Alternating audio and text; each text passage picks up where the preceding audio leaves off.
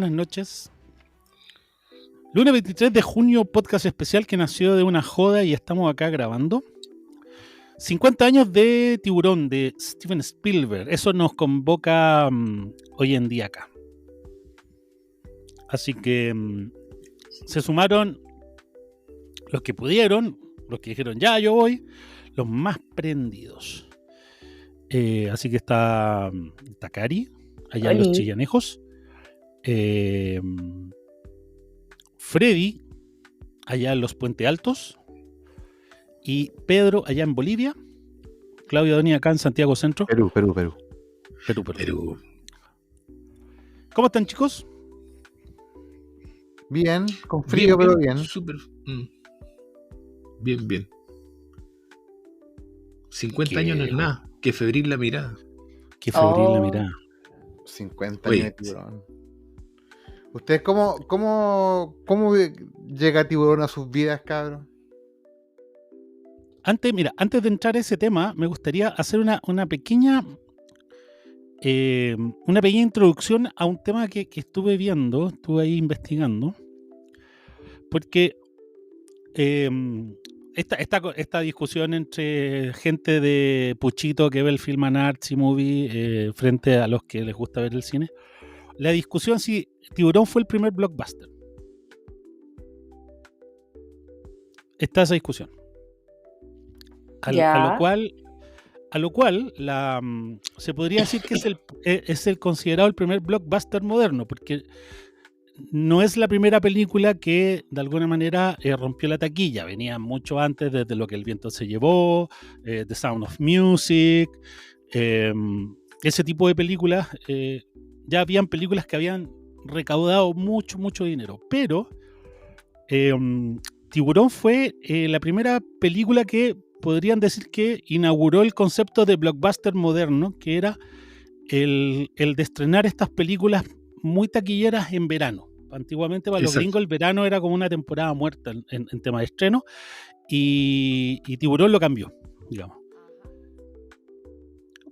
Básicamente por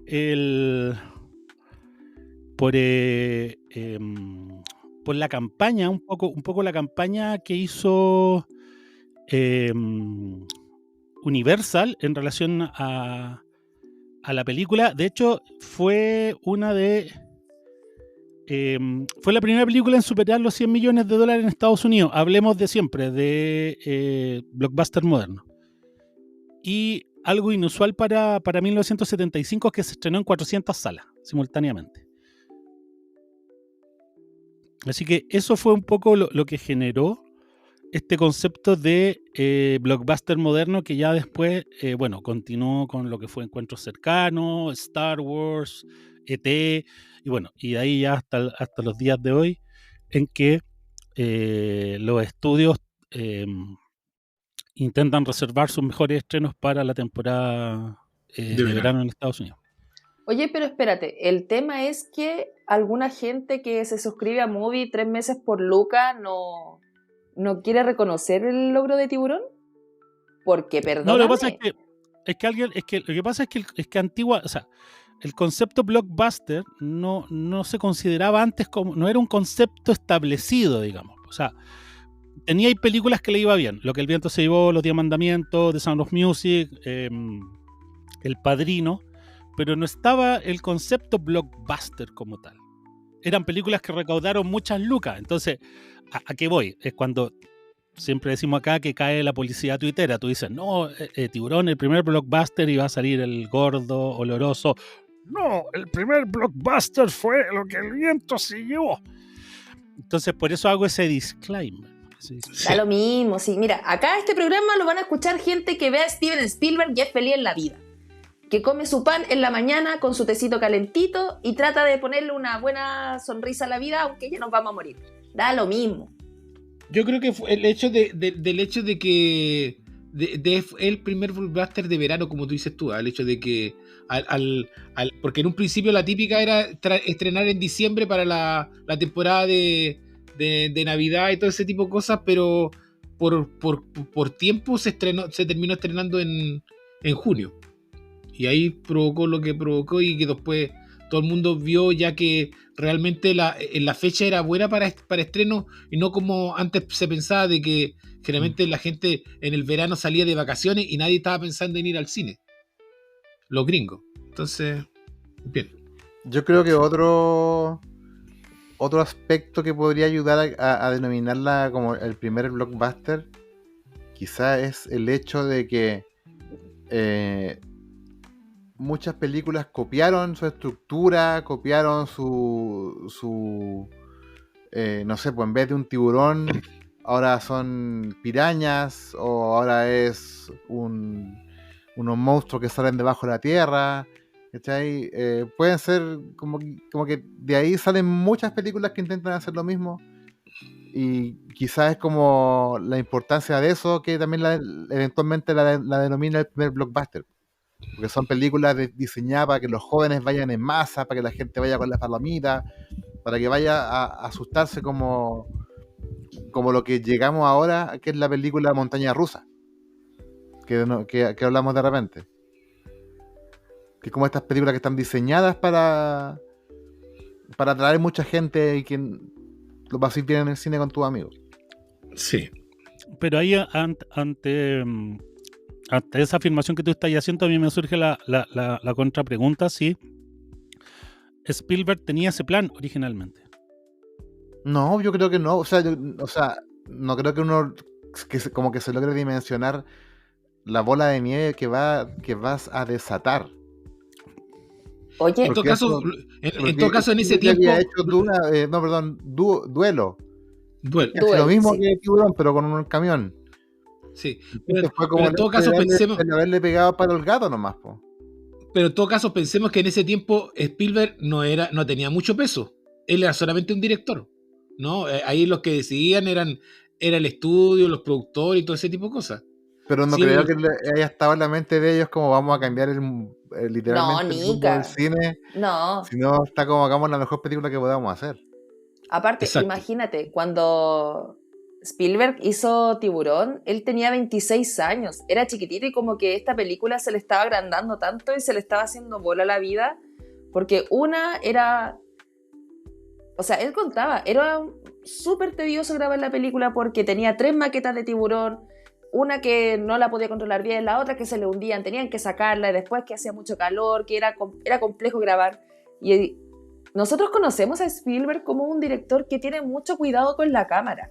Entonces, lograr los planos que él quería, más la presión del estudio que se estaba pasando por mucho tiempo y por mucha plata en el presupuesto, más que no sabía cómo esto al final Universal le iba a dar el visto bueno, yo creo que el menor de sus problemas era si esta cuestión iba a cambiar la historia del cine o iba a ser revolución.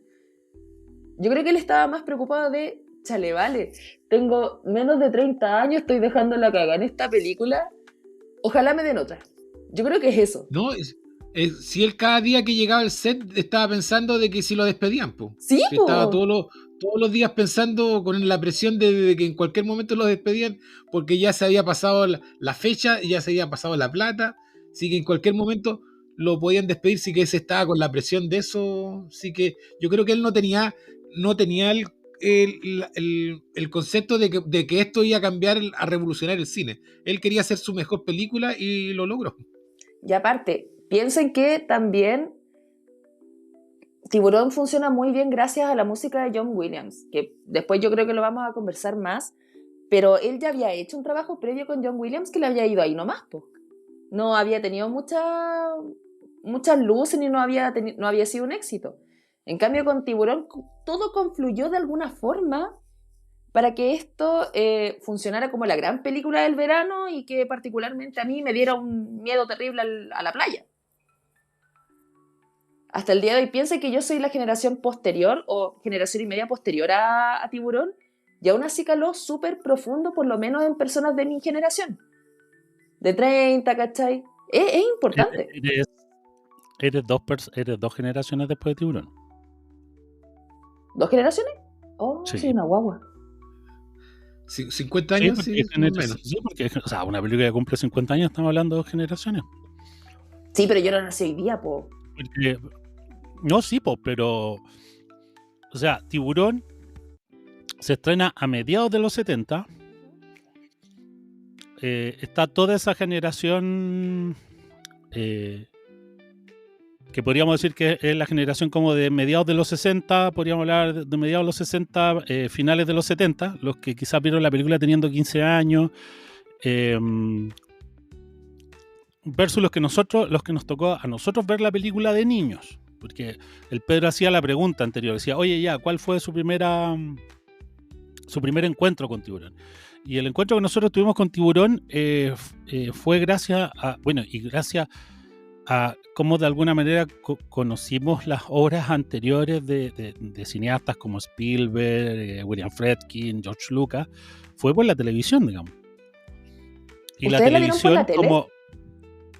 Sí, pues, o sea, en el 75, seguramente la película debe haber llegado, o sea, esas películas a veces tendían a llegar en esa época casi con un año de desfase, 6 meses de desfase, no habían estrenos simultáneos, entonces si se estrenó en el verano del 75 en Estados Unidos, invierno acá en Sudamérica, puede haber sido que haya llegado a comienzos en verano del 76, digamos. Yo no estaba. Claro, pues algunos no estábamos acá, entonces la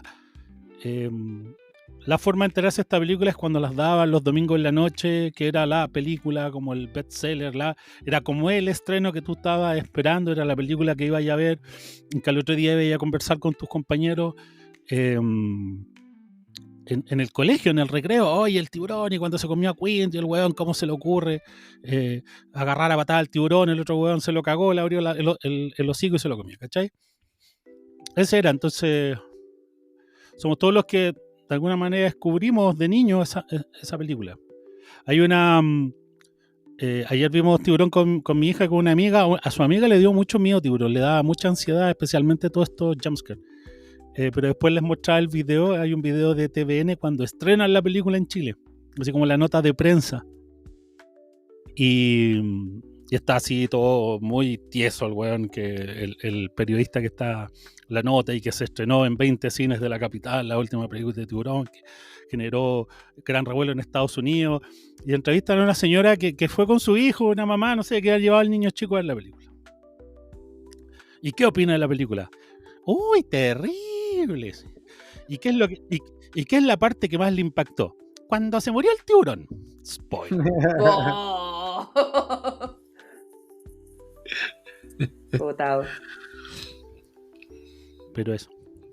No, pero... Oigan, yo quería hacerle una pregunta porque ayer viendo la película por enésima vez, yo decía, esto le tengo que preguntar a los cabrones. La tensión sexual entre Quint y Hope. Como no pudieron, tú sabes, ustedes saben que derechamente, para empezar a contar, derechamente en el libro era un triángulo amoroso, era un triángulo entre era el triángulo amoroso entre el Hooper, el jefe, ¿cuánto es el jefe de policía? Brody y la esposa de Brody. Ese era el triángulo. Yo pensé que iba a decir y Quint. En el No, en el libro era el triángulo amoroso entre ellos tres. Por eso se van los tres en el barco, po. No, pues no estaba. Lo que se llaman los ejecutivos de Universal pidieron sacar esa parte y sacar la parte de la mafia del libro.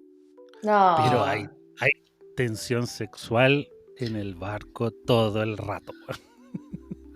Se me había pasado muy por alto cuando era más chico, pero ahora así como reviéndola así todo el rato ahí. Yo estuve viendo unos documentales y la relación que tenían el Queen, el Roll Show con el Dreyfus, ¿cuánto se llama el Richard Dreyfuss. Richard Dreyfuss, era terrible, se peleaban a cada rato, era una pelea constante en el rodaje, peleaban, el tipo del Robert Shaw lo molestaba, le decía, trata de actuar para que no se te note tu manera amanerada, los molestaba, y el tipo del Robert Shaw era bueno para el trago, filmaba curado, varias escenas tú las filmó curado. La escena, la voy a contar como la mejor escena, la que a mí más me encanta, la mejor Dale. escena de Tiburón, antes de que me la ganen algo el Pedro. La mejor escena para mí de Tiburón es la famosa escena de cuando se empiezan a comparar las heridas de guerra. ¡Ay, sí! Esa escena es espectacular, cuando el tipo le va mostrando el cosa se llama la mantarraya, lo que me hizo la mantarraya, lo que me hizo el tiburón tigre, el otro que dice lo que me hizo cuando peleamos a hacer fuerza con los brazos, y el tipo, el Brody, mostrándose el apéndice, que se lo habían operado el apéndice, la cicatriz del apéndice, y termina toda esa escena bonita de todas esas conversaciones con la escena de la conversa del USS Indianapolis, que transportó la bomba atómica, que lo termina contando el Queen. Oye, es espectacular. Toda esa escena empieza y termina con eso. Espectacular. Y esa escena lo vi en un documental, que el tipo estaba curado. No, tuvieron harto tiempo tratando de grabarla. Si el Richard Dreyfuss dice en un documental, dice que en un universo paralelo todavía estamos tratando de filmar esa escena. Dice que era terrible, porque entonces tuvo que irse el Robert Shaw, y al día siguiente, ya con más compuesto, terminó de grabar esa escena con la del submarino. Cuando Chale. tipo... Pero es espectacular esa escena a mí me encanta. Solo esa escena, sin tiburón, sin nada, hacen la película 10 de 10. Eso. Yo creo que todas las escenas donde aparece Robert Shaw son increíbles en esta película. Sí. Oye, pero Cuando están en antes la de que nos reunión y el desvíen, viejo como que le pasa las manos a la pizarra, así, y da su Uy, discurso qué en la buena esa cámara, se escena. acerca por el lado. Pero no me han increíble. contestado la pregunta. Es Yo que, estaría así como, no, ahí tiene los 10.000, lléveselo. no, Vaya. antes de contestar la pregunta, Claudio, ¿me podéis decir tú por qué viste tensión sexual en ellos dos? ¿Qué pasa ahí, Claudio? Sí, Claudio, ¿por qué? yo no O sea, la vi. Yo la vi, pero es porque yo soy de una generación que prácticamente anda La viendo pervertida. relaciones homosexuales en todos lados, ¿cachai? Pero ¿por qué, Claudio? Justifícate. En parte porque tienen esta relación media nociva de que no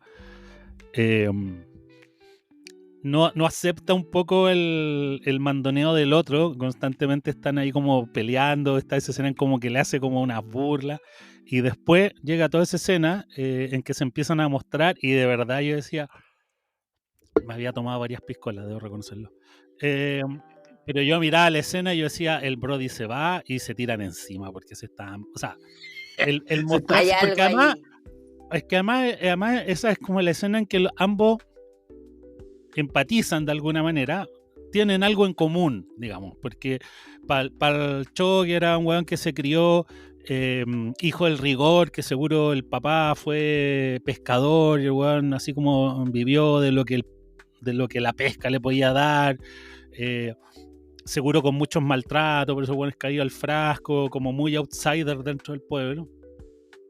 Tenía esta cosa, este resentimiento con Hopper, con Dreyfuss, que era el cuiquito, que seguro no le faltó nada, él estudió lo que quiso, de hecho en alguna parte le dice a Brody, el Brody le dice, bueno, y esto lo compra el Estado, lo compra el privado, ¿quién lo hace? Y dice, no, me lo compré yo, para hacer mi pega, ¿cachai?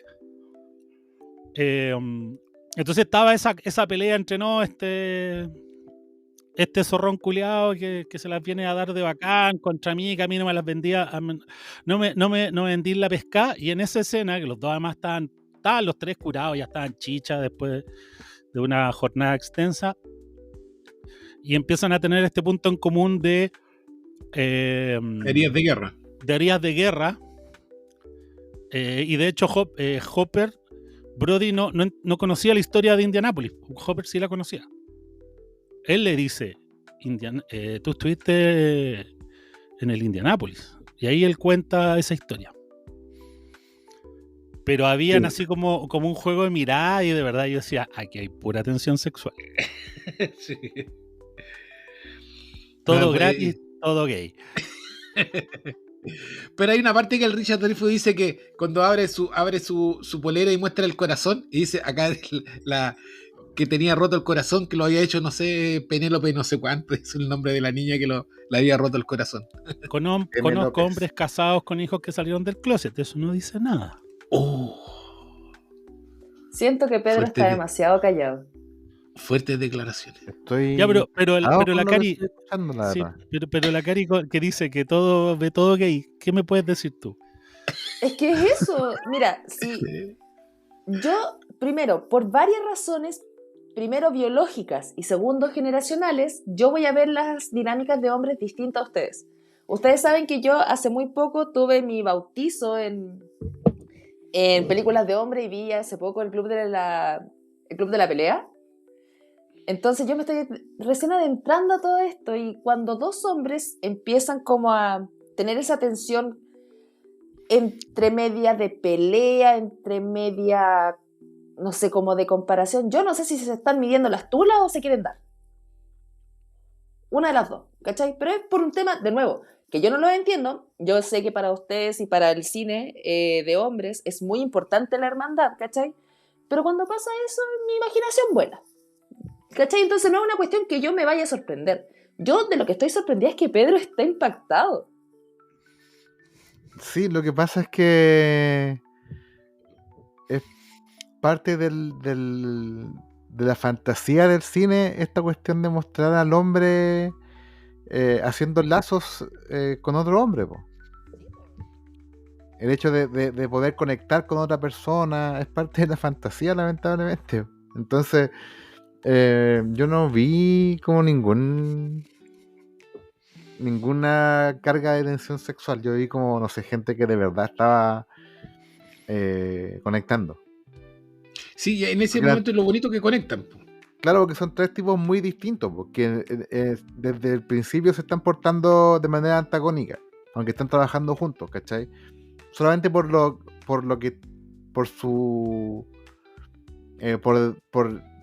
el lugar de donde vienen, por el cargo que ostentan y por quiénes son. Cuando están en el barco, ahí como que tenemos esto en común, los tres. Y ahí como que empiezan a trabajar, claro, se liberan y trabajan juntos, po. Pero Brody tiene algo en común con ellos dos, porque siempre él como el que de alguna manera aprende durante el viaje. El que está siempre de alguna manera mandándose cagadas, que no tiene idea cómo actuar en una situación, además que va en contra de sus principios, o sea, no en contra de sus principios, pero él siempre dice, constantemente te están recordando que él detesta el agua. De hecho, en algún momento Hopper le dice, ¿cómo puedes detestar el agua si vives en una isla? Y él dice, bueno, dentro de la isla estás en tierra, digamos. Como que si no te imagináis que estáis rodeado de agua, estáis en suelo firme, ¿cachai? Pero es que a los tres los conecta el mar, po. Solamente que a Brody ¿cómo se llama? Le causó un trauma, ¿cachai? Y por eso no le gusta. Y a los otros dos les tomó como un llamado a la aventura. Pero al final los tres tienen como tema en común el mar. ¿Va bien o va mal? Y desde ese momento ya a Brody no le tiene más miedo al mar, po. Sí, nada más chao. No, tienen que tirarla al agua nomás. Sí, pues vence sus temores. Al final de la película dice, y bueno, yo odiaba el mar, y Hopper le dice, no sé, ¿de dónde sacaste eso? Porque se van flotando en esos tanquecitos de aire a la playa. Pero insisto, yo siento que es el que tiene menos cosas en común. Él está porque tiene que cumplir un rol, digamos. Él tiene que... O sea, dentro de la película, bueno, y si vamos un poco más atrás ya dejamos esto. Es que los tres tienen que enfrentar su destino igual, po. Sí, pero a lo que voy es que de alguna manera él es... Bueno, dentro de la película el único personaje cuerdo, digamos. No, ni tan cuerdo, si es loco alcohólico, po. Pero me refiero a la cordura, que es el único que como él viene de otro ámbito, de otro hábitat. O sea, él viene de la ciudad, él viene de Nueva York. No está, es su primera vez que está en un balneario que evidentemente su supervivencia depende de la temporada de verano. Entonces, si él de alguna manera no entiende eso, para él es como ocurrió una desgracia, hay un tiburón, hay que mantener la seguridad, hay que cerrar la wea. Y todos los demás están con que, bueno, especialmente el alcalde y bueno, y la gente en general, porque está esta reunión cuando aparece Quinn, que están los que tenían moteles y era como, oye, pero es que no pueden cerrar la weá, ¿cómo se les ocurre? Los empresarios en algún del momento local. porque Brody dice, vamos a cerrar la playa y vamos a traer un experto. Y el alcalde al tiro ya poniéndose, no mojándose el potito, dice, no, pero por 24 horas. Y se escucha uno que dice, pero es que 24 horas acá es casi un mes, ¿cachai? O sea, es como que va a perder mucha plata. Entonces, por eso digo que el único personaje, entre comillas, cuerdo que sabe lo que tiene que hacer, digamos, frente a todo este pueblo que es como, bueno, no podéis cerrar porque si no la gente se va a otro lado y no vamos a tener las lucas para pasar el resto del año, ¿cachai? Pero los tres están conscientes, po. Los tres están conscientes de eso. No, pero estoy hablando más allá de Brody como dentro de la cordura del personaje, que el único que sabe qué es lo que, o sea, cuál es la misión que tiene que cumplir, que finalmente logra que el alcalde firme, digamos. En este caso, Quint es el personaje que él está destinado al sacrificio. Claro. Él está destinado al sacrificio. Y Brody, Brody, y Hopper es lo que hace. Pero insisto, yo siento que dentro de todos él es el que menos cosas en común tiene con los otros dos. Él de alguna manera se ve obligado a estar ahí porque es la ley, y él que tiene que de alguna manera supervisar de que se cumpla el objetivo también en bien de la ciudad. Eso es lo que, ese es mi punto, digamos.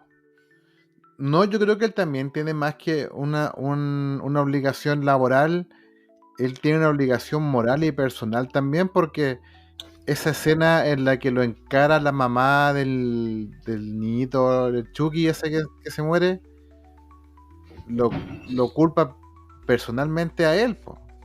Tú sabías que esto estaba ocurriendo y no cerraste la playa. La señora no sabe que fue el alcalde el que lo obligó a dejarla abierta.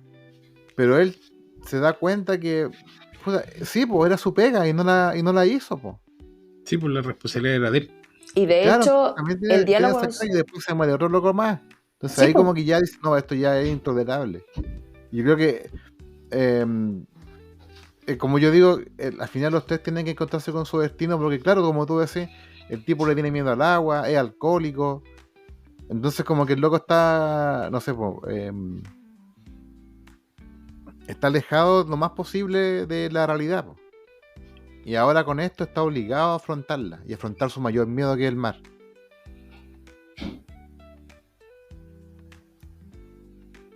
Sí. Todos tienen que encontrarse con su destino, po, los tres. ¿Te das cuenta que en esta película el villano va cambiando a medida de cómo avanza la película? En el primer acto, el villano de la película es el empresario, el alcalde, toda esa parte son el villano de la película. Después la parte, el segundo parte de la película ya el villano viene siendo el Queen. Y al final termina siendo el villano ya al final de la película, el tiburón. Pero cómo cambia durante el transcurso de la película el villano de la película en sí. Y que sé que eso a mí me pasa, que yo entre más viejo estoy y más aprendo a ver películas, más aprecio Tiburón. Sí. Porque empezáis como a ver que, claro, lo importante no es tanto el tiburón y el ataque, sino que es todo el conjunto, po.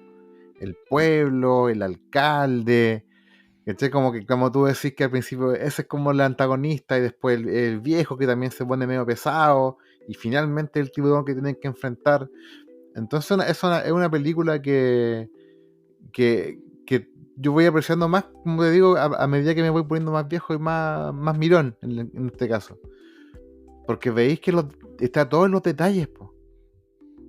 En presentarte a los personajes del pueblo como Springfield, ¿cachai? Que al final no los conoces a todos, pero los distingues a todos, ¿cachai? Entonces como que ese juego yo lo encuentro que es súper hábil, está hecho en la película. Como que todos hablan de que esta película fue un caos, de que a Spielberg se le fue de las manos, pero pareciera ser como si estuviera meticulosamente planificada. Como que lo que me fascina de esta vez que la vi es cómo cada plano, cada imagen te aporta algo a la historia y cómo es un juego de descubrimiento, como primero ves este ataque del tiburón y después te presenta a este personaje y después te das cuenta que ellos no son de ahí, que son nuevos en el pueblo y después te enteras que es el sheriff, ¿cachai? Como que cada paso que la película va dando tú te vas enterando como de algo nuevo que va agrandando como tu percepción y va agarrando tu atención. Porque eso encontré genial, que una película en la que de un monstruo en el que no veis nunca el monstruo y que te enganche de esa forma solamente con la cámara, con la iluminación, con el montaje, con el sonido, con la música, y tú estás así vuelto loco. La escena en la que el jefe Brody está sentado en la playa y va la gente pasando y la cámara se va acercando, alejando, van cortando y te muestran a la gente en el agua y el viejo está como todo asustado. Ahí hay tensión, hay thriller, hay emoción y solamente con el montaje, ¿cachai? Con cortes, con mostrarte distintas cosas, y eso yo lo encontré como wow, ahí está el motivo por el que esta película es tan terrorífica sin tener que mostrarte al monstruo, porque es puro cine, es tu cielo a su lado. Sí, no sé. ¿Y sabéis Bueno, qué? podemos conversar. Comparando y volviendo a la pregunta, la primera que hizo Pedro, yo quiero complementar lo que está diciendo porque yo he visto Tiburón en 3 etapas de mi vida. Primero, cuando muy chica, yo no la vi en la tele, sino que yo fui víctima de mi hermano, que la fuimos a arrendar a un Blockbuster y me dijo, esta película te va a gustar. Spoiler, no, me encantó, pero me generó un trauma terrible y yo no fui a la playa hasta como los 17 años. De verdad me ocasionó un miedo muy, muy, muy grande. Después, cuando la volví a ver, ahí yo le tomé más sentido al conflicto como anticapitalista que tiene con el alcalde, con los empresarios, diciendo, da lo mismo, que total, si el tiburón es un pescado, da lo mismo, vamos a perder plata, eso es lo importante. Y ahí le di otra visita. Y ahora que la vi para el programa, que me la repetí, me di cuenta de todas, y también que tengo el ojo más entrenado, me di cuenta de todas esas cositas cinematográficas que Spielberg tuvo mucho cuidado de poner y de mostrar.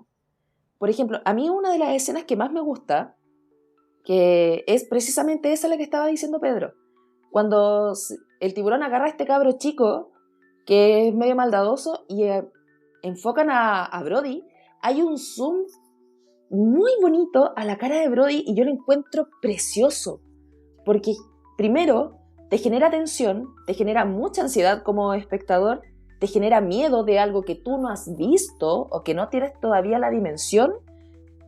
¿Por qué? Porque ves el terror en la cara de Brody.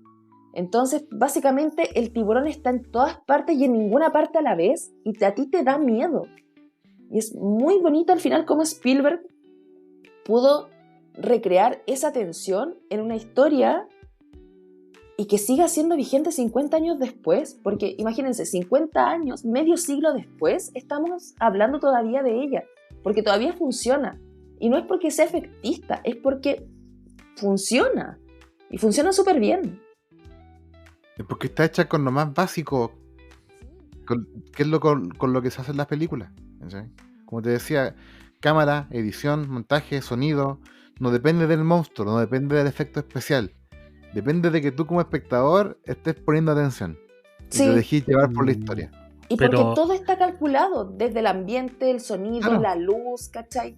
Todo está para que si tú te sientas a ver Tiburón, tú te metas en la historia y te dé miedo. Porque es una historia, primero, de superación, segundo, tiene la capa anticapitalista, tercero, una historia de aventuras, cuarto, una historia de terror, ¿cachai? Funciona en muchos niveles y por eso quizás yo también la tomé de forma distinta en distintas etapas de mi vida. quizás a los 40 o a los 45 yo la vaya a ver con otros lentes, ¿cachai? Y le vaya a ver cositas que ahora no estoy descubriendo. Oye, ¿qué hubiera pasado si el tiburón robótico hubiera funcionado? Oh. No sería la misma película nomás. Pues sí, dentro de todo, una de las gracias que tiene esta película, y yo creo que hay muchas películas, grandes películas, que siempre hablan de lo accidentado que puede ser su rodaje. Su éxito radica en cómo tienen que resolver con creatividad. El mismo Pedro muchas veces ha mencionado esta palabra como con películas actuales, el fixing post. O sea, cualquier cagazo que tengáis ahora, arréglalo en postproducción. Cualquier cosa con CGI lo solucionáis, ¿cachai? Que acá no era eso, pues. Entonces tenéis que resolverlo de alguna manera. Yo me imagino, y estoy aquí y acá me hago cargo y estoy entrando en la sobreexplicación máxima, pero retomando la escena que ustedes dicen, que es cuando se come el niño, o sea, bueno, si Spielberg antes de rodar toda esa escena, con el culo a 2 manos, que se iba a quedar sin pega, de que lo iban a echar, de que la weá no le estaba funcionando, yo creo que el viejo se sentó y agarró Truffaut, Hitchcock con Truffaut. El viejo se leyó la mitad del libro y al otro día llegó inspirado, ¿cachai? Porque toda esa escena es Hitchcock. O sea, el uso de esta forma de grabar con estos lentes que te permiten tener profundidad de campo junto con el primer plano, que es esta cosa que además tiene esa imperfección de que se ve como el contorno borroso, pero está utilizado un lente especial para poder generar esta doble perspectiva de poder tener profundidad de campo con un primer plano. El zoom con traveling, que es el que habla Cari, que el que Hitchcock lo hace por primera vez en Vértigo. Todo eso, o sea, los que hemos leído el libro de Truffaut, está cuando Hitchcock hable del verdadero suspenso, y esa escena en particular tiene lo que es el verdadero suspenso. El espectador sabe lo que va a pasar, sabe lo que los protagonistas lo que los actores no saben, y como tú sabes y ellos no saben, genera el suspenso. Exacto. ¿No es cierto? Hitchcock lo mencionaba esto, que parte la escena, entonces parte con que alguien poniendo una bomba debajo de un asiento del tren, y tú sabes que la bomba va a estallar y en qué momento puede estallar, y eso ya te genera ansiedad y te genera el suspenso, porque los demás no lo saben, tú tienes la información. Pero y acá todos sabíamos, de alguna manera, esa escena todos sabíamos que el tiburón iba a volver a atacar, ya lo había hecho. Y el único que estaba realmente preocupado por la situación era el jefe Brody. Era el único buen que estaba preocupado. Todos los demás estaban ahí. Era un día más, ¿cachai? Se le acerca el weón a decirle: oye, yo sé que estáis muy ocupado, pero en realidad necesito que me ayudes con no sé qué weá. Llega el viejo este que tiene el gorro, el Sam Bad Hat Harry, que es la productora de cierto personaje, de cierto personaje funado. Y todos sabemos qué va a pasar, ¿cachai? El perro, o sea, bueno, insisto, mi hija viendo la película por primera vez, ven el perro, se van a comer al perro. Ya lo sabían. Pero es que eso yo creo que es algo que uno intuye pero no sabe. Porque Spielberg te muestra a toda esa gente. Te muestra a la señora gorda, te muestra el perro, te muestra el cabro chico flotando en el flotador, te muestra la pareja pololeando, y tú estás así como, ¿a quién? ¿A quién? ¿Cuál de todos? ¿Quién va a ser primero? Ahora sí, ahora no, sí. Igual como que te agarra para el deseo, vos. Tú sabes como espectador que la bomba va a estallar, pero Spielberg te dice, ahora sí, ahora no. Aquí no. Te hace ese juego. Entonces igual, aparte, tú estás como con el mismo miedo que tiene Brody. ¿A quién? ¿Cuándo? ¿En qué momento? Claro, o sea, el tiburón va a atacar. Acercándose bajo las patas de los cabros chicos, Yo creo que como espectador, la primera vez que tú estás viendo esta película y no sabes el lenguaje cinematográfico que te está presentando Spielberg, a lo mejor te va a costar entender que estás viendo la perspectiva del tiburón, po. Y cuando finalmente te das cuenta que tú eres los ojos del tiburón, agarra al cabro chico. No, manejo de la explosión de la bomba no la viste venir la primera vez. Pero ¿tú crees que eso puede un poco pasar? O sea, considerando que ya te lo mostró en una escena anterior. El Sí, punto pero de vista. eso es lo que te digo yo, no sabes a quién. Porque el Spielberg te muestra a cada una de las personas que están en el agua, que está en la playa, y estoy como Los propensos. ¿a quién? ¿A qué hora? ¿Cuándo? Y después tiene ese plano súper largo en el que cada chico va subiendo a la arena y habla con la mamá, y después sube y la cámara llega a la cara de Brody, que es eterno, que nunca termina, y vos estás así como apretando la guata de a poco. Entonces, claro, nosotros sabemos que el tiburón va a atacar, pero no sabemos a quién ni cuándo.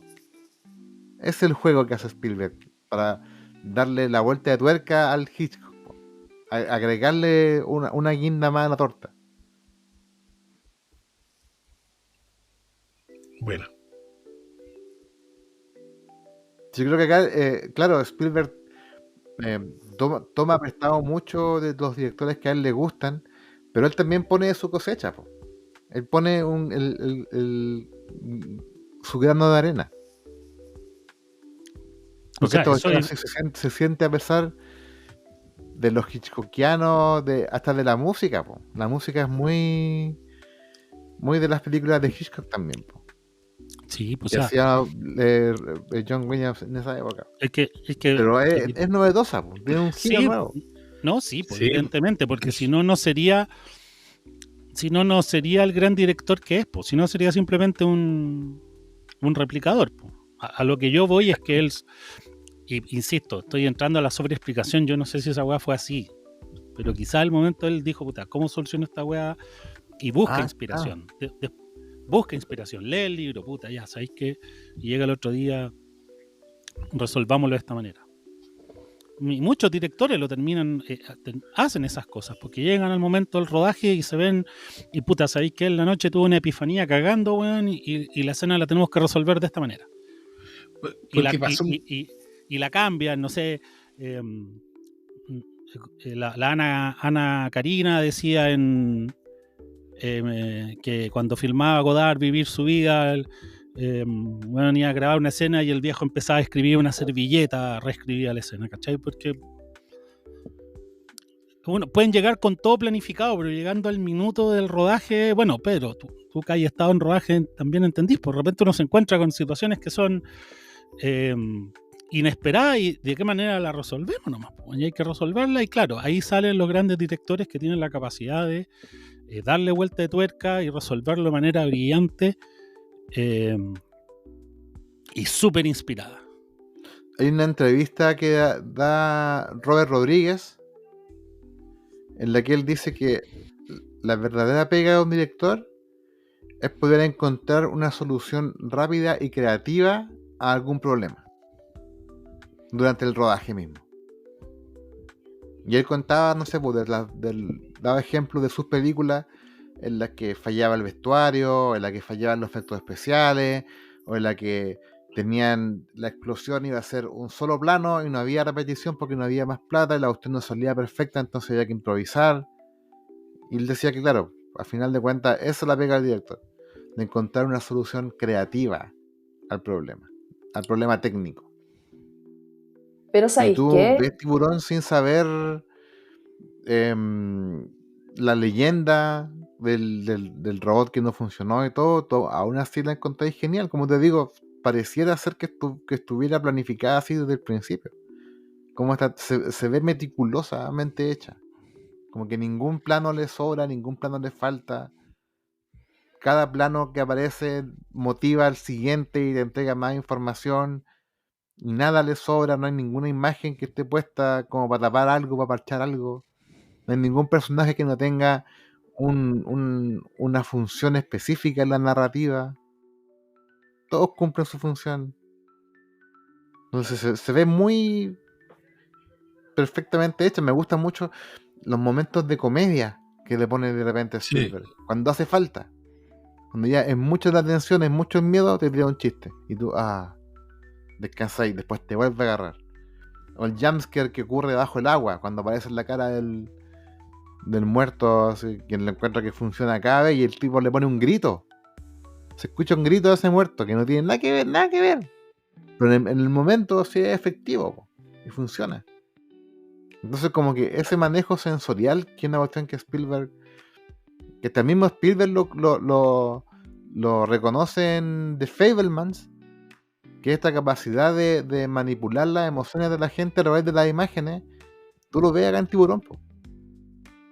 Cómo el tipo logra poner cada imagen detrás de cada imagen y causarte una emoción. Pero es Que también pura gente, porque... la primera hora es pura gente hablando. Sí. Ya, pero ponte tú, el talento también natural de Spielberg trabaja mucho con eso, con la narrativa, porque, claro, a diferencia de las películas que vemos ahora, que la mayoría se arregla en postproducción o en el montaje, o ahí vemos que sacamos o rodamos de nuevo, total, la cuestión ya está. Spielberg tiene algo como director que yo aprecio mucho, por eso es mi director favorito, que es la importancia de la narrativa por sobre el guión. ¿A qué voy? En Duel, que yo la vi después de ver Tiburón, me pasa algo parecido, porque yo veo a este camión, que es un montón de fierro, como algo que tiene un propósito, y no tendría por qué serlo, y no lo está humanizando tampoco. No es que al camión le esté dando emociones o le esté dando un razonamiento como, yo voy a perseguir a este hombre porque tengo un propósito de... No, pues, ¿cachai? Sino que toma este monstruo, que puede ser tanto el tiburón, que puede ser tanto el camión, ¿cachai? Y lo deja de una forma tan bien construido narrativamente que te funciona, como decía yo, en muchos planos. Por eso quizás el tiburón ni siquiera sea el principal antagonista de esta película. Por eso funciona bien, porque Spielberg, más allá de todos los cachos que tuvo que solucionar en el set mismo, que yo lo encuentro un talentazo, él sabía cuál era el propósito del tiburón per se, desde el principio, porque él es un muy buen narrador.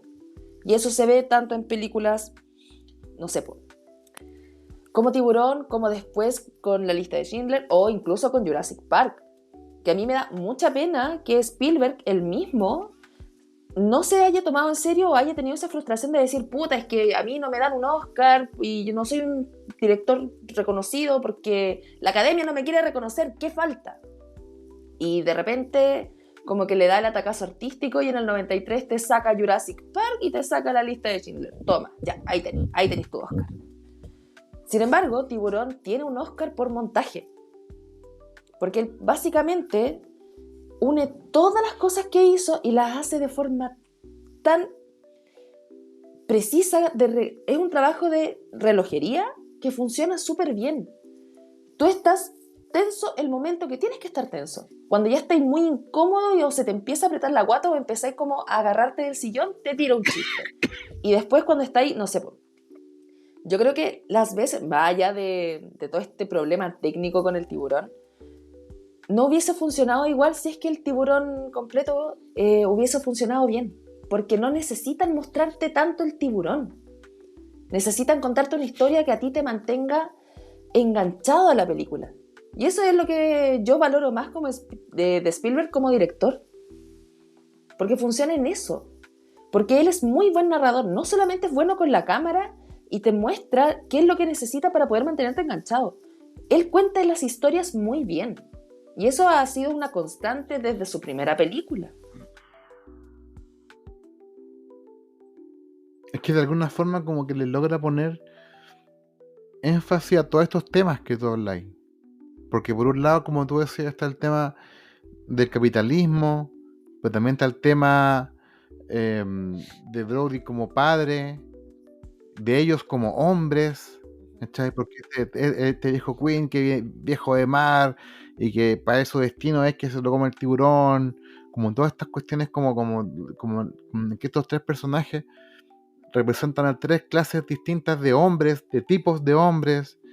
¿Entendés? Entonces como que tienen muchos temas que no sé si Spielberg los tenía pensados, po. Así como yo quiero explorar la masculinidad o quiero explorar el capitalismo, siendo que él mismo es un capitalista. Yo creo que es una cuestión como de entender que estos son los temas que resuenan con la audiencia y que tienes que hacerlo de esa forma, conectar. De hecho, que el cine tiene que ver con la conexión humana.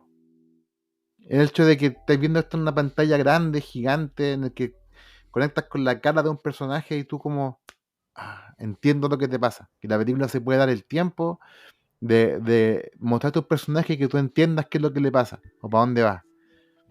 Y siento que esta película hace eso. Spielberg conoce y sabe cómo hacer eso y tú enganches con estos personajes durante 1 hora. El personaje de la mamá del niñito que se muere al principio es terrible y la señora tiene 2 escenas.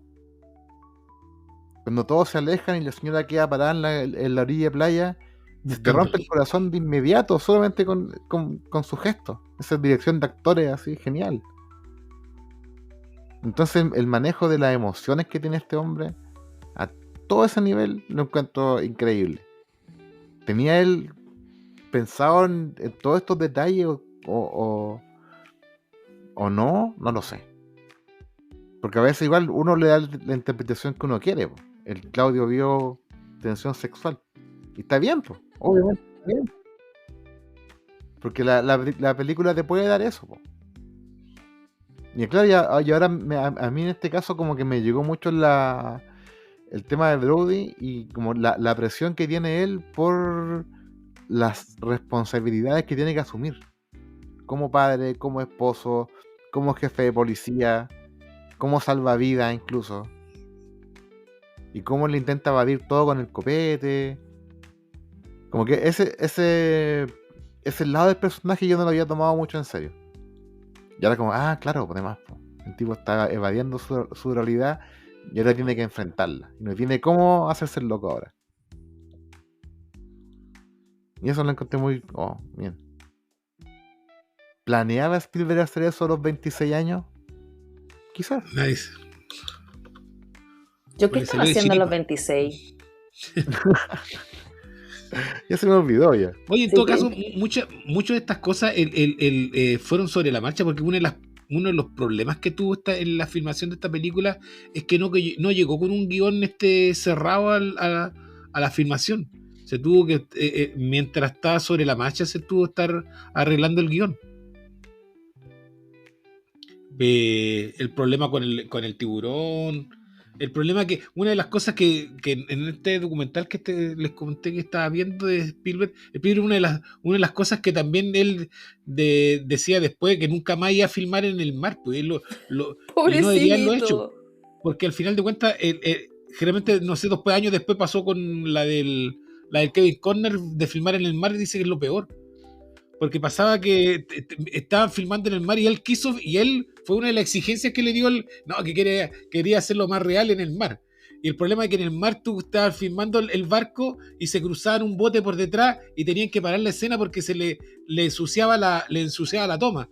Y tenían que esperar que el bote se fuera, los barcos se fueran para poder volver a filmar, porque hoy en día tú filmáis y les borráis el barco de atrás y no hay problema. Pero no, tenía que tener una toma limpia y esperar que se fueran los botes que estaban para que simular que estuvieran solo en el océano. Pero digan lo que digan de Waterworld, tú ves esa película y tú sientes el mar en esa cuestión.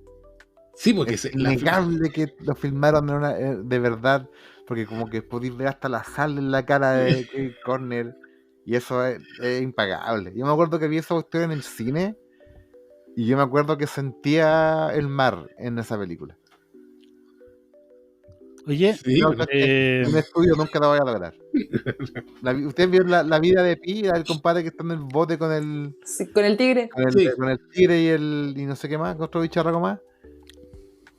Como que tú notáis que Se Están en pueden una, ver muy reales los efectos, pero no están están en no una, están- están en una piscina gigante, ¿no? claro, Pero, no sí, tiene esa cuestión en su cara, ¿cachai? pero ahí, Se ve real. pero ahí tenemos que convenir que Ang Lee, como CMX, es un personaje que en algún momento empezó a experimentar. Sí, pues obvio. O Y sea, aparte, llegó el es que tiene que 3D. ver con lo que intentas también lograr. Por lo mejor obviamente esa película tampoco intenta ser realista al 100%. Po. Tengo amigos que le encanta La vida de Pi. Así como No, que, bueno, además. es su película favorita y es como... Pero claro, pues, es otro target. Oye, yo No, les quería hacer una... yo la intención, porque a lo mejor Sí, Ang Lee es un cuento esa película. Po. sí, pues un cuento. Entonces no necesita ser realista a ese nivel. La, ¿Cachai? Eso digo yo, no es que una sea mejor que otra, sino sí, que sí. intentan hacer cosas distintas nomás. Pero Waterworld se siente como que estáis ahí en un mundo apocalíptico real. Bueno, un poco entra un poco la megalomanía de Costner ¿Del también. Obvio. Oye, le quería hacer una pregunta porque me surgió algo con el visionado ayer. ¿Cómo esta película ha servido para hacer ciertas referencias a cineastas más actuales? ¿Cómo la ven ahí? Porque en este visionado me surgieron un par, ¿cachai? Una que yo creo que nadie cae en ella, la pasan por alto. El viejito que ayuda a Queen. Ah, sí. Sí. Emmerich usa un viejo igual en la primera escena cuando Godzilla llega a Nueva York. Y el weón referencia a todo tiburón, desde el viejo que llega a pescar, que es como parecido a estos weones Así que que- llegan a cazar el tiburón al Al muelle. al muelle. Pero si tú ves la película de Godzilla y ves al viejito, tiene el mismo jockey, bueno, es exactamente igual al viejito Queen. Y la otra como referencia que ahí en cuenta fue el alcalde, con el alcalde lluvia hamburguesa. Sí. Ah, sí, es una Sí. copia. No, y en la Ghostbuster de las mujeres, cuando Andy García es el alcalde de Nueva York, como que el peor insulto es que lo compare con el alcalde de Tiburón.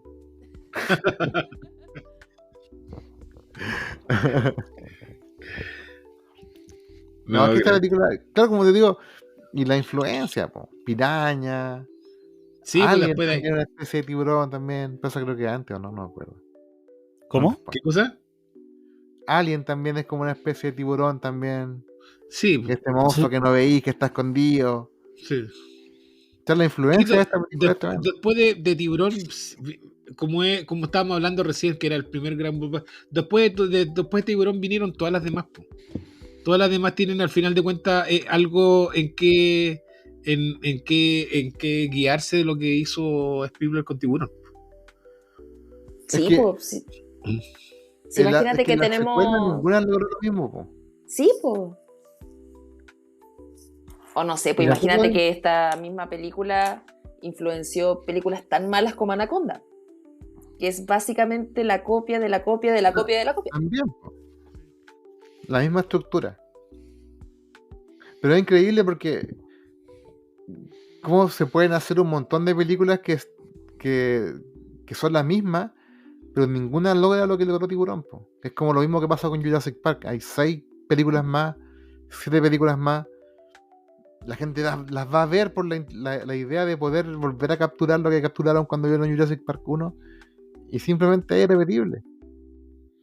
Porque no están los efectos, no está en las explosiones, no está en el bicho más grande, sino que está en lo básico, po. Una buena historia, bien contada, bien cortada, bien iluminada, bien musicalizada, pensada Sí, desde ese aspecto, ¿cachai? Del aspecto sensorial. Hoy me gusta eso. Sí, siento que Spielberg hace un cine muy sensorial, Sí, po. porque no solamente lo ves, lo sientes, lo escuchas, y hay escenas en varias películas, no sé, po, que puedes hasta como un poco oler o saber las cosas que las puedes saborizar.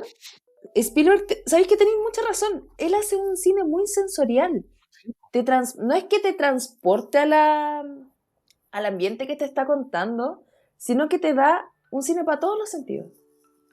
Porque no es solamente lo que escuchas y lo que ves, también es cómo lo estás sintiendo como corporalmente. ¿Sabe qué es lo que quiere hacerte sentir con cada escena? Sí. Y eso... Qué buena Spielberg. Es Eso muy también, bueno. eso también es gracias también al John Williams, ¿ah? Porque Sí. una cosa con las dos tan como... No sé si Tiburón sin la música de John Williams, no sé si es lo mismo. Es una cosa como que, bueno, a esta altura yo ni me lo podría ni imaginar, pero calzan como anillo al dedo, las dos cosas. Así que... Pero si, imagínate, cuando tú le preguntas a alguien que no es como avisado en películas como nosotros, ¿qué es lo primero que se le viene a la cabeza cuando le dicen tiburón? Es la música. Es el torón, torón. No es tanto la imagen del tiburón comiéndose a alguien, sino es la música. Sí, pues sí, la música. ¿Y cómo funciona todavía? Podríamos tener un podcast solo de John Williams. Por favor. O sea, el viejo. Cuando muera. Imagínate No. la cantidad de música, leitmotiv reconocibles.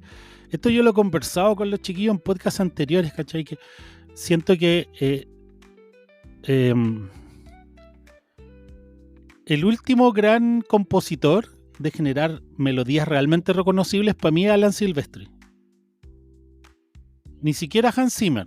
Hans Zimmer tiene buena música, pero después en algún momento como que se empezó a chalar como con sintetizadores y llega un minuto en que su música pasa a ser muy genérica y tú ahora encontráis... ¿Decís tú? Sí. Yo considero que hay un periodo como... Mira, te podría poner así como como hito cero Batman de Nolan, ¿cachai? Como que desde ese punto empezó a hacer como temas mucho más genéricos, ¿cachai? Mucho sintetizador y genera buena música, pero no es una música recordable, no es una música como la que te hacía Williams en los 70, en los 80, al inicio de los 90. Lo mismo, Alan Silvestri, Jerry Goldsmith, esos viejos de esa escuela que generaron músicas que quedaron en el consciente colectivo. O sea, bueno, hasta el día de hoy te van a estrenar una nueva Superman y para el tráiler, para generar esa conexión, hacen remix de la marcha de Superman, ¿cachai? Porque nadie se acuerda de la banda, nadie se acuerda de la partitura de Zimmer de Man of Steel. No. Nadie. Y no es una mala, yo tengo el CD, no es una mala banda sonora. Tiene temas muy buenos. Pero falta esa cosa que te haga, que te genere esa conexión emotiva, que tú escuchaste el tema y decís, tiburón. Exacto. Tiburón, Encuentro Cercano, Star Wars, Indiana Jones. En el caso de CMX, de Alan Silvestri, Volver al Futuro, ¿cachai? Entonces, Jerry Goldsmith, The Omen, ¿cachai? Sí, son... El mismo Williams decía, oye, él siempre cuenta esa anécdota. Está, de hecho, creo que está en el documental ese que hicieron en Disney Plus. Cuando llama a Spielberg para mostrarle lo que había creado, y es como, ya mira, te voy a tocar algo en el piano. Empieza tan, tan, tan, tan. Y Spielberg mirando así como, ¿qué esta weá? ¿Cachai? Esta es el tema del tiburón. ¿Esa weá es? Claro, uno se imagina, pero claro, tú te lo puedes imaginar en un piano, tocar dos teclas, es como, me estáis hueveando, pues, pero efectivamente es como, bueno, pero espérate que orquestemos esta cuestión. Y en ese sentido también está la habilidad de Spielberg de tener la confianza, o sea, por algo tuvieron una una colaboración tan prolija y tan prolífica en realidad de años, ¿cachai? Que si el viejo no le ha hecho una partitura porque está enfermo, ¿cachai? Pero años y años trabajando, pero en algún momento decir, ya, ¿sabéis qué? Yo confío plenamente en lo que... Quizás lo que me mostré en un comienzo no me convence, pero tengo toda la confianza de que cuando llegué al estudio, weón, te vaya a grabar una banda sonora de la puta madre, weón, que va a bajar. Ok. Y ahí el viejo te demuestra que con 2 notas te genera la atención y el leitmotiv, y efectivamente puede haber gente que no haya visto nunca Tiburón, pero va a escuchar eso. Ah, eso es de Tiburón. Yo creo que hay, así, las que me acuerdo ahora mismo, 4 películas, no, 3 películas. 3 películas en las que John Williams le da así como el 50% de la identidad. Porque claro, tenés películas como Superman, por ejemplo, o Indiana Jones, en la que la música es reconocible. Pero a lo mejor igual hubiera funcionado con otro compositor. Quizás no al mismo nivel. Pero creo que hay 3 películas que si no fuera por John Williams no serían ni por lejos lo que son. Que es Tiburón, Star Wars y Mi Pobre Angelito. Sí. Como que esas 3 películas, gracias a la música de John Williams, se elevaron así al doble. Y obtuvieron la identidad que tienen. De alguna forma John Williams logra capturar la esencia de las películas, la personalidad de las películas, el corazón de las películas, y lo pone en música. Y de repente lo critican de que es muy comercial y todo, pero yo creo que tiene la misma gracia de Spielberg de saber manipular las emociones, pero lo hace a través de la música. Y sabe qué canción te va a hacer sentir. Porque Harry Potter es una cuestión que increíble. Eso te iba a decir. Sí, Pero con Harry Potter lo mismo, ¿cachai? Hubiera funcionado quizás con otro compositor. Pero estas 3 películas que te digo no habrían funcionado con ninguno. Oye, ahí me surge la duda, porque en el caso de Harry Potter ocurre que la gente reconoce la partitura de John Williams, pero acuérdate de los compositores que vienen después de Azkaban, porque Williams compuso las 3 primeras. Ah, Compuso claro, no, pero La Piedra Filosofal, la Cámara Secreta, y bueno, y para mí mi banda sonora favorita de Harry Potter es El Prisionero de Azkaban. Esa weá es increíble, esa pero no partitura de habría Williams. sido quizás menos exitosa. No, sí, no hubiese sido ¿Sí? menos exitosa, pero claro, generó el leitmotiv. Claro que sí te baja el viejo. Po. y después las posteriores que no las tiene él, no, tú... No, por las eso te tienes digo, que- si pasan sin pena empezás a ni escuchar gloria. y son súper genéricas. Son súper genéricas. Son funcionales, responden a la trama, pueden funcionar bien. Pero siento que, como te digo, es como que cuando nosotros decimos, hoy sí, hoy pasé la raja la película, pero se me olvidó. ¿Cachai? Incluso estaba dejando afuera a James Horner, que James Horner se autoplagia todo el rato, weón, las trompetitas de James Horner, pero bueno, ¿te acordáis? ¿Te acordáis hay bandas sonoras que te acordáis de Horner y las escucháis y sabéis que está su sello? Y sus trompetitas, y todo el rato las trompetitas, weón, escuchen las trompetitas, están ahí en El Zorro, están en Avatar, están en Troya. Hasta en Aliens hasta en Aliens están las trompetitas, weón. Pero generaban música reconocible, po. Sí. Y eso yo siento que hoy en día falta, como que los compositores, la verdad no sé qué banda sonora hoy en día yo podría decir, veo la película y es como, weón, quiero esa música.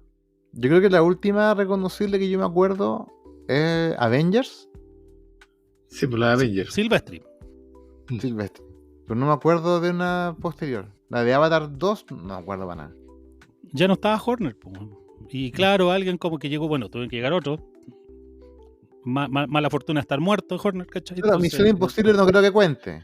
Porque es antigua. No, pues sí, ese es Claro. un tema ya. Sí. Pero así como música nueva, yo creo que Avengers fue la última que yo. Sí. Todavía me acuerdo. O sea, yo me acuerdo de haber visto Titanic y es como, weón, quiero comprarme el disco. Me tenía hasta las hueas Celine Dion, pero me quería comprar el disco. Pero te amo. No, sí, la banda sonora hace en el caso de Tiburón, de lo que estábamos hablando, hace casi la mitad de la película. Sí. Le hace al monstruo, po. Sí.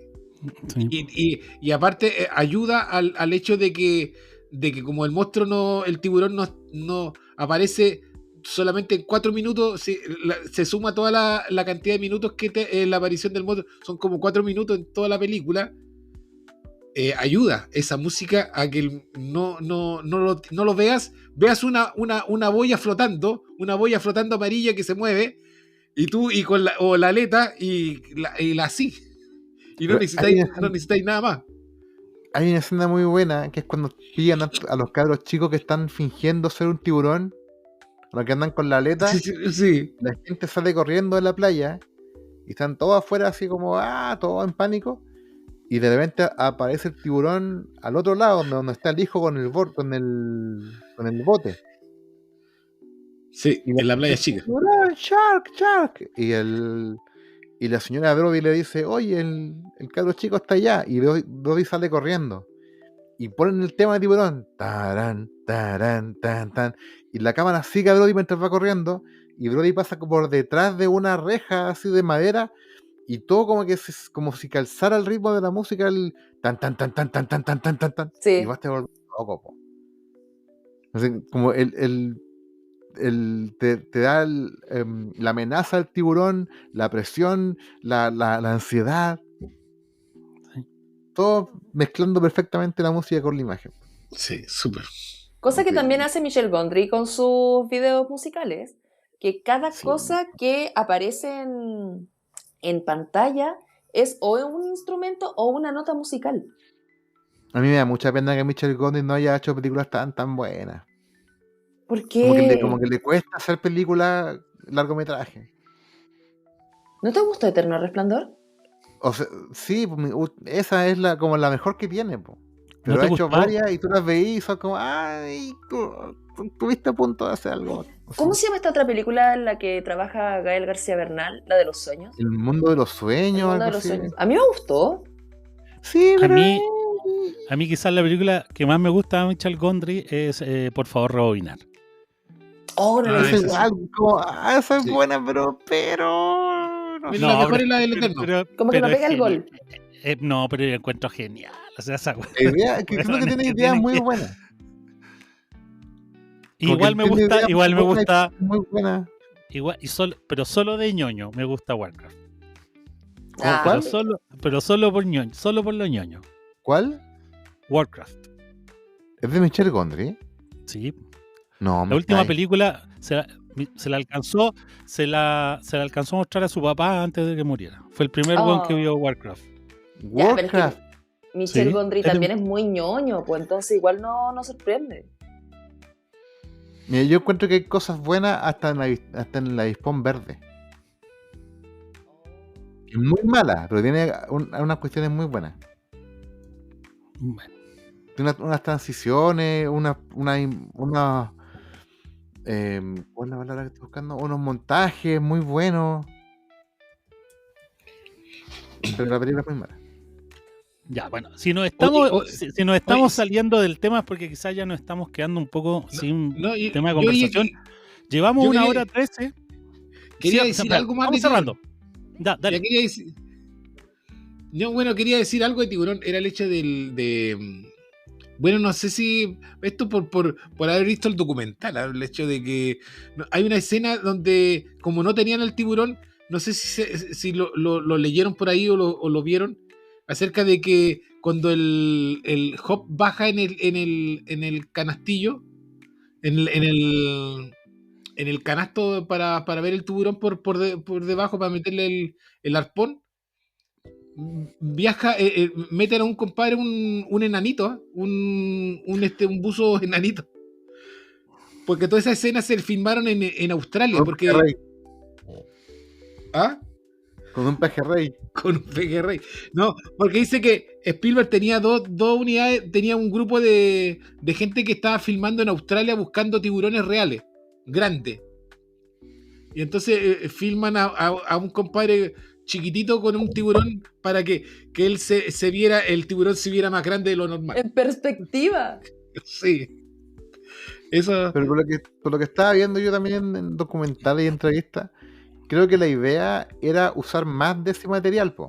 Mostrar más imágenes de un tiburón real bajo el agua, pero como que ninguna les quedó tan buena como es. O la Dice sacaron que- como para darle esta personalidad más amenazadora. Porque Sí. al final de cuentas, el tiburón, si lo hubieran mostrado más, se habría mostrado como un animal, pues como un pez, no habría causado tanto miedo. Pero el hecho de que lo oculten hace que tú lo Sí. sientas como un monstruo. Sí, exacto. Porque al final, es claro, en la escena que dice Freddy, tú ves que es un tiburón real, po. Y se ve como un animal, pues no se ve tan amenazante. Pero igual cuando dice, te muestran al mono que salta, cuando el robot que salta arriba del barco y todo eso, ahí tú lo ves increíble, po. sí, Pero sí, cuando ahí- lo veis bajo el agua, es que se ve como un pez normal. pero igual se ve grande Claro, no, pues a se ve dif- inmenso, po, ¿cachai? sí. Pero pierde esa capacidad como de monstruo. Sino que es un animal grande. Porque yo creo que también es la gracia de Spielberg, ¿cachai? Que te logra hacer sentir que es un monstruo. Sí, pues sí, esa es Porque es es como una la cuestión que idea. tampoco si uno la piensa, uno no le encuentra sentido. Pero la segunda parte de la película, cuando salen a cazarlo, es como que el tiburón les declara la guerra, po. Es muy El movidito. tiburón vuelve por ellos, po. Sí. Y ahí el monstruo ya está tomando una personalidad. Así como, ya, me quieres cazar, yo te voy a cazar. Porque claro, un animal normal se va nomás, po. No va a perder el tiempo. Se va. Pero este no, po. Este vuelve. Y yo encuentro que. Y tiene unos efectos que yo no había reparado mucho. Pero es como cuando el tiburón remolca el bote. Ah, sí. Igual, qué impresionante cómo habrán hecho esto. Así como remolcar un bote a esa velocidad. No encontré que esta película, como te digo, entre uno más aprende a apreciar el cine, más buena la encuentro. Más detalles bacanes tiene. Sí, me preguntaba si en escenas bajo el agua decía el punto de vista del tiburón. Yo decía, bueno, estas cámaras son más pesadas que la cresta, ¿cómo hicieron para moverlas? Sí. Bueno, así también. No, sí, hey. Claro, ¿cómo hicieron Grande. para llevar todo este equipo al mar, po? Ese tiempo eran cámaras gigantes. Acuérdense que las cámaras de cine no pueden filmar más de 10 minutos, hay que cambiarle la cinta cada rato. Es todo un tema, po. No, y muchos se echaron a perder con el agua salada. Claro. Todo un trama que hubo. Y está súper bien. No, y es una cuestión como. Que uno de los problemas también de filmar en espacios reales, que no te das ni cuenta al final, pero cuando lo he visto muchas veces te empecé a fijar. Y no es como una crítica o para que la gente crea que estoy siendo fijón, sino que al contrario. Que es como los saltos de continuidad en la luz, en el sol. Que de repente el sol está en un lado, después le llega por otro lado, después le llega por el frente, después es como sol de media tarde, después sol de la mañana, pero está tan bien contada historia que bueno, no te das cuenta las primeras veces que la veis. Porque la escena al principio, cuando muere la primera niña, el sol está como en 3 lados distintos. Sí. Pero no da lo mismo, da lo mismo. No, tú te entregas ahí nomás a la historia. Y se ve bonito. Después igual, lo- así que, Sí. ¿cachai? Como que no son errores que te importen. Sí, y además, A pesar de que están ahí. ahí todavía usaba técnica de noche americano. Claro, sí, po. Porque claro, claramente hay sol ahí, pero te lo muestran como que está de noche. De que eso es insisto, eso es lo bonito de esta película, aparte. De que están en ese límite en que tienes que hacer todo de verdad. No podías ocultar nada. Lo que está en cámara es lo que es. Y tenían que trabajar puros compadres secos. Los más profesionales, los mejores, los que no pueden fallar. Porque esto es una hazaña técnica para esa época. No. Y se ve real. Eso- ¿cachai? También se siente el mar en la cara de esta gente. Ahora, eso yo se lo doy a los gringos porque puede ser el director más corneta, weón. Puede ser Tommy Wiseau. Pero a la hora de rodar, siempre van hueones pro. Son todos Hueones que secos. saben la pega, ¿cachai? Que tienen oficio. Y ahí está la pericia del director de poder liderar el equipo. Po. Claro. De que no se te vaya de las manos. Grande Spielberg. O sea, piensa que en esta época no existían los videos monitores. El que estaba filmando nomás veía por el... Y con fe nomás, po.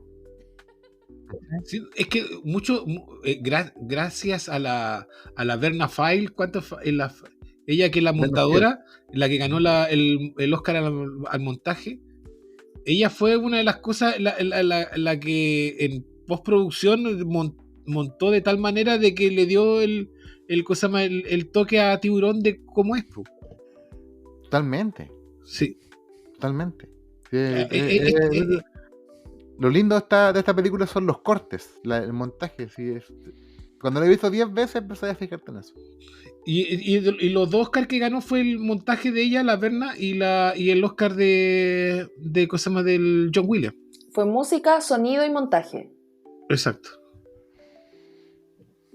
La Verna File. Y eso, yo le habría dado fotografía también. Yo le hubiese dado todo a Spielberg. Le habría dado todo también. Sí. Pero Así quizás con ahí para la academia, los saltos que para ti no son tan importantes de la continuidad, sí fueron importantes para la academia, no quisieron darle cinematografía. Ya, pero ¿quién se toma en serio la academia? Spielberg se la toma en serio, pues, si quería Puta, un yo Oscar. también, pues si estoy tratando de justificarlo. No, y Mira, que estoy viendo realmente ahora un plano de Queen. con el tiempo esta película tiene el valor que tiene. Po. En ese momento Sí, de repente po. era un blockbuster, pero detrás hoy en día tú vemos que el valor que tiene es incuantificable. Porque apela a lo básico del ser humano, loco, por eso. Pero Porque está hecha de esa forma, que te llega humanamente. Tiburón. Por eso que han pasado 50 años y esta cuestión sigue siendo igual de buena y efectiva. Y la vio tu hija, ¿de qué edad tiene tu hija? 13. 13 años y quedó vuelta loca. ¿Qué películas tienen esa capacidad todavía? ¿El Exorcista? ¿Qué película como que tú puedes decir que es como añeja, pasada de moda, pero que sigue funcionando igual? ¿Al mismo nivel?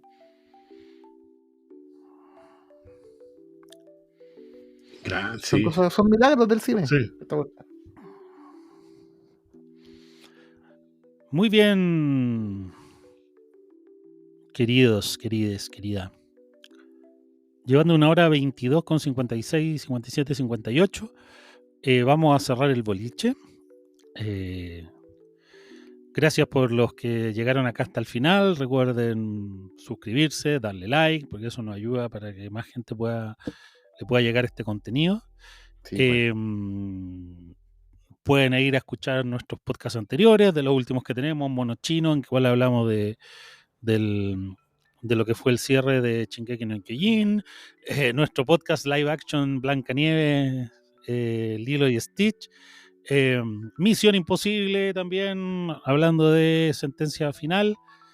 La semana pasada que nos lanzamos con 3, Predator, Ballerina, Capuchina y Cómo entrenar a tu dragón. Y ya la próxima semana estaremos viniendo con el retorno de Brad Pitt con Fórmula 1 y Danny Boyle al retorno del mundo de los zombies con 28 años después y Killian en la pasta. Así que los dejamos invitados para el próximo podcast. De la próxima semana ya estará disponible. Grabamos los días lunes normalmente y ahí entre martes y miércoles el podcast ya está disponible. Síganos en las redes sociales y gracias por todo. Nos veremos la próxima. Adiós.